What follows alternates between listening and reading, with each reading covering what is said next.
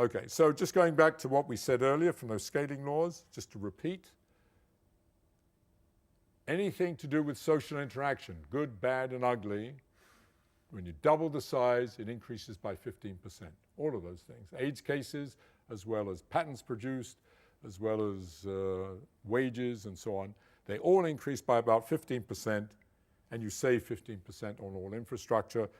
Two major points here. The theory shows why that increase of socioeconomic gets translated into a 15% increase savings on infrastructure, that they're quite correlated, and that's because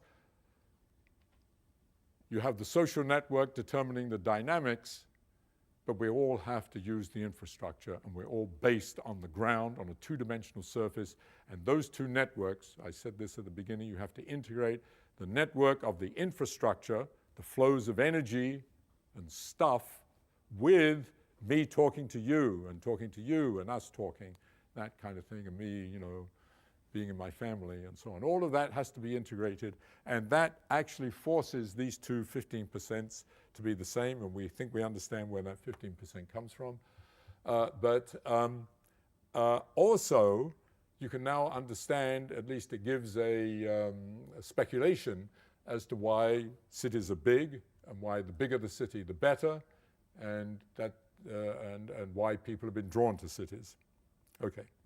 So the other thing that comes out of this is that this network theory is that in biology, the network theory said that the bigger you are, the slower everything gets in a systematic way.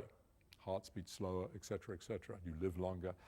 It turns out in these social networks, which have this so-called superlinear feedback mechanism, you get bigger you are, more you have per capita, that in the network, that has the opposite effect. It turns out that it tells you that everything speeds up the faster, the bigger you are. So instead of slowing down, it speeds up according to these simple scaling laws. And one of the whimsical things we did was on the left here, you see biology. This is the slowing of heart rates, decreasing as approximately this quarter power. But here's speed of walking in cities. And it's not our data, it's very ancient data taken by some people at Princeton. And, it's got quite a bit of noise in it, and I'm not sure quite how seriously you should take it, but that red line is basically a prediction from the theory. But even the speed of walking increases as a manifestation of the stronger interaction that is forced on you, so to speak, as you get a bigger city, or vice versa. I mean, they're coupled. The city gets bigger because you have stronger interactions. So life gets faster, and I saw this cartoon recently as an illustration of it. And she says, can you read it? Shall I read it? I see you buying the iPhone 5, and then shortly afterward, Apple launching the iPhone 6. And then I put in, and Samsung, et cetera. Well, we all feel it, and we viscerally feel life is getting faster, has got faster, and it's not just because some of us are getting older. I think there's lots of evidence that this is happening, that we're doing it. So I'm going to miss this out, and I said this, and I'm getting late, so I'm going to miss this, and anyone can talk to me about it, and that's about the individuality of a city, if anyone's interested. And I'm going to miss this out because I want to go to growth and finish up on growth. So we've done a lot of work, incidentally, that individuality of a city. We've looked at data for the top 300, well, all 366 metropolitan areas of the United States, and asked, how do they deviate from these laws? And what does that tell you about the cities? So, okay, I miss all that out. So I want to come to the growth equation and just mimic what I said, what we claimed works for in biology for organisms, namely this idea that you have something that comes in that is, of course, controlled by the network, the resources and so on, the economic input to the city, and that goes into maintaining the city, replacing things, repairs, and so on, and then growing the city in some way. So it's the same idea. I mean, this is a real cartoon version of it, but that's basically it.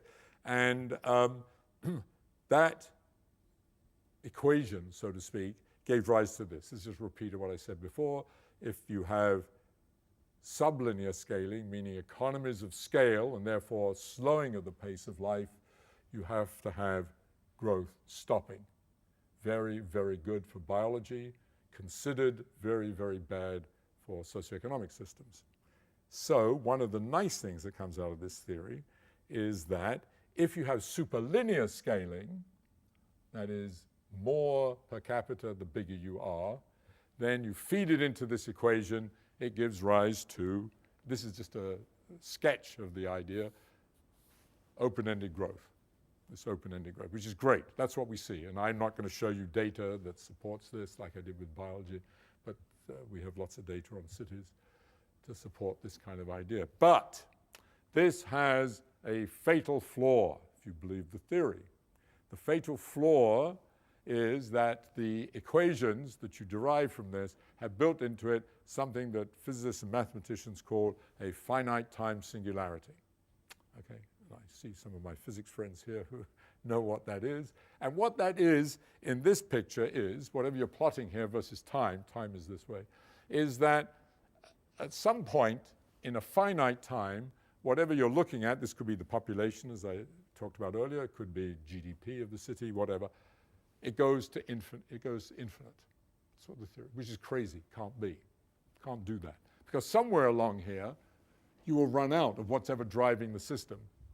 And the theory tells you what happens. It goes through some transition, and then it collapses. So the system has to collapse.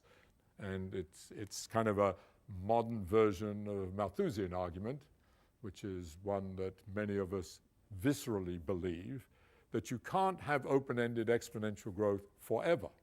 Something has to give. That's what this says. This is a more fancy version in terms of the mathematics and so on. And so how do you get out of this?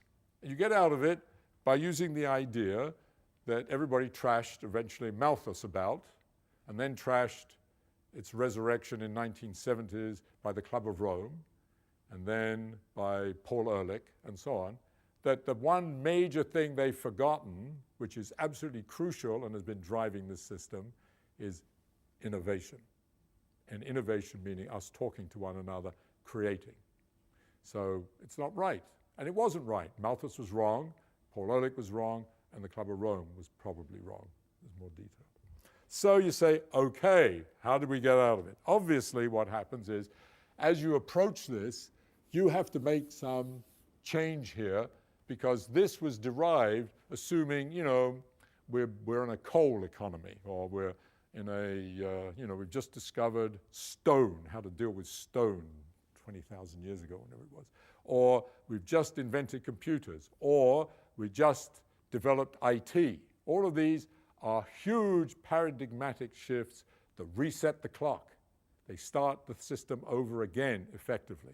So the idea is that you would go along here and you would collapse, but somewhere in here, before then, you invent something, you change everything, and you start over again, and so on. And that's what we've done.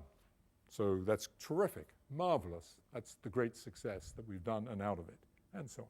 Just here's the problem if you believe the theory. First, I already said, as you go along one of these lines and grow, life gets faster. Everything speeds up in a systematic way. But there's another price that you pay, if you consider that a price that you have to pay. There's another consequence, and that is the time to go from here to here is necessarily longer than here to here, which is necessarily and systematically longer from here to here. Namely, that you have to make these innovations in a faster and faster way. So there's kind of a theorem you can prove that if you want to have continuous open growth that we have, you have to have cycles of innovation, which everybody I think believes. But the price you pay for that is that life gets faster on the one hand, but more challengingly, you have to make these innovations faster and faster. So you're on a treadmill that's accelerating, and then at some point you have to jump from that treadmill to another treadmill that's going even faster, and so on. And so the point to recognize is that we are completely fooled by wearing watches and looking at clocks, that time for us is determined by the rotation of the Earth and the Earth going around the sun. That time was time to do what happened before 200 years ago or before a few thousand years. The new time that we've invented is the time that's accelerating. It's going faster and faster. That's the clock that we're really living by in terms of our socioeconomic interactions. And the question is, can we continue to make these jumps and not have a heart attack, so to speak? So the idea is that you have to have something that is as paradigmatically changing as an IT revolution in the next 20 years. And then you have to do one after that within 15 years, and then one in 10. That's the idea. So is that conceivable? So that's the question.